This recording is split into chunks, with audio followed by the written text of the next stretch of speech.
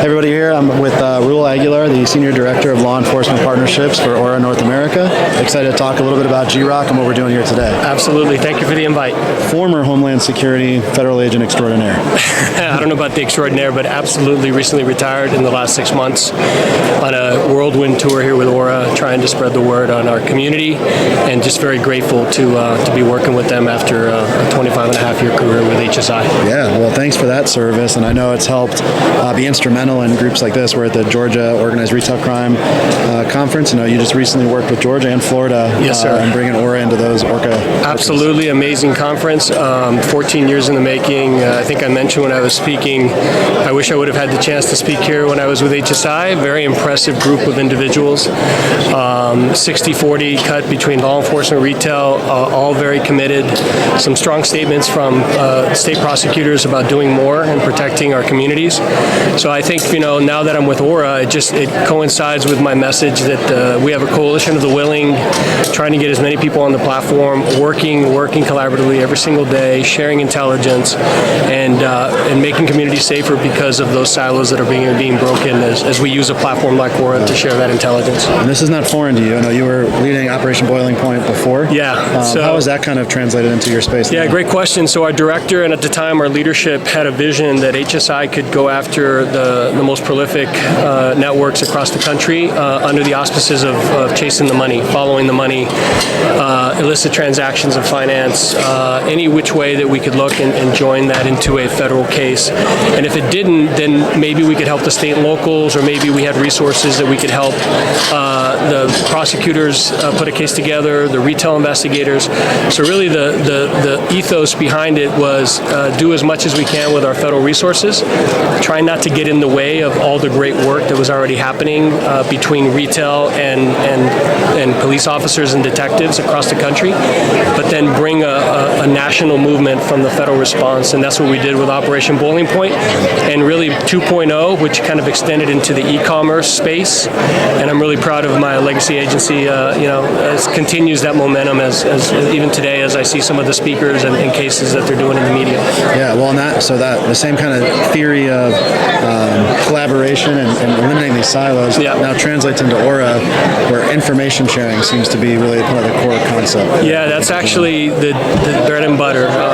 You can't do any of the work that we're doing without actually getting uncomfortable and sharing information, I always call it. So what Orca does, it gives you an easy platform to be able to do that with rules and regulations established by the Orcas, by the individual retailers that can invite police departments or investigators in, and by just collaborating in general when you see repeat offenders that are hitting multiple stores, sometimes in multiple states.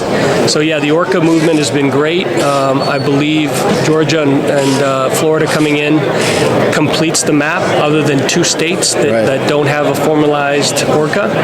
So yeah, we were really excited to get invited and be part of it, and I've enjoyed making the connections today with new friends and like-minded people.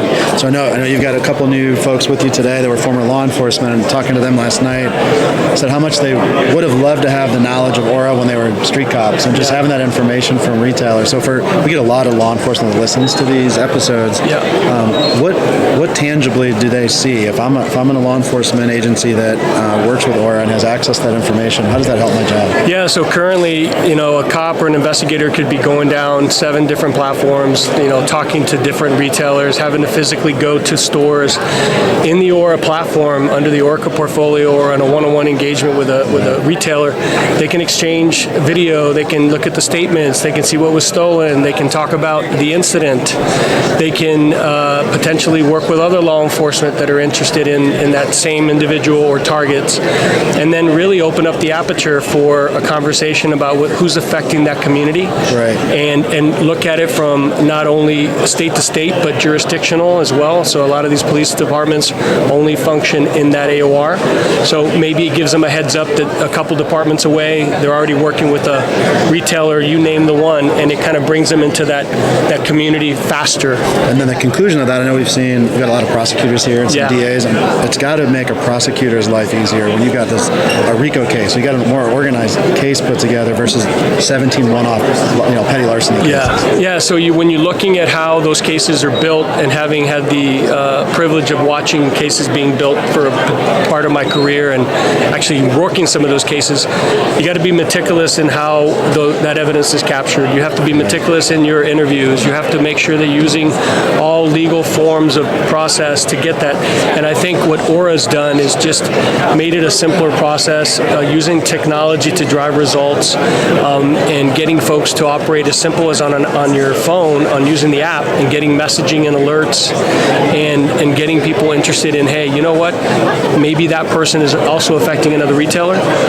Coming to the table and saying, either through a formal Orca meeting, or even a conversation through Aura where you met just somebody, and then that conversation starts and they can take it offline. That's perfect. Well, I know you got a lot of people over at your booth, so I'll let you get back. I got one more question, though. Yeah. In the spirit of our podcast, it's all about communication. Yep. Of course, we teach interviewing. In your career that's now very diverse, how has communication helped you become successful? Yeah, I think we were joking about it last night, right? So I had the privilege of getting certified as a coach. The federal government invests in their senior leaders. Surprise, surprise. Right. Listening becomes the key. I think we were joking about it, but besides listening, it is the foremost important thing. You have to be able to talk to people. You have to be able to listen. You have to be able to understand different perspectives, and not always prejudge when you're going into a conversation. Right. Try to remove those biases. And now you get to do it from a business development standpoint. Yeah, which is funny because I'm not in business development, or I'm not in sales, but I am in sales and I'm in business development. Right. It's what it is in the private sector. I've embraced it. Yeah, and it's coming from you, with your experience. You're not really selling. You're just, here's the great benefit that we can provide. That is correct. It's been kind of, the transition has been very easy in the sense that I get to talk about what I know, and I'm still surrounded by a lot of the people that walk me through that path, and I learn from them. And a lot of them could be in this room, friends that I've made, talk to me about how retail really addresses the problem and the violence that's associated with it, and makes it so dangerous for our family and friends to work there. Yeah, let's keep our employees safe and keep our customers safe. 100%. Awesome. Well, thanks for what you and Auror are doing. I appreciate your time. Thank you very much. Thanks for the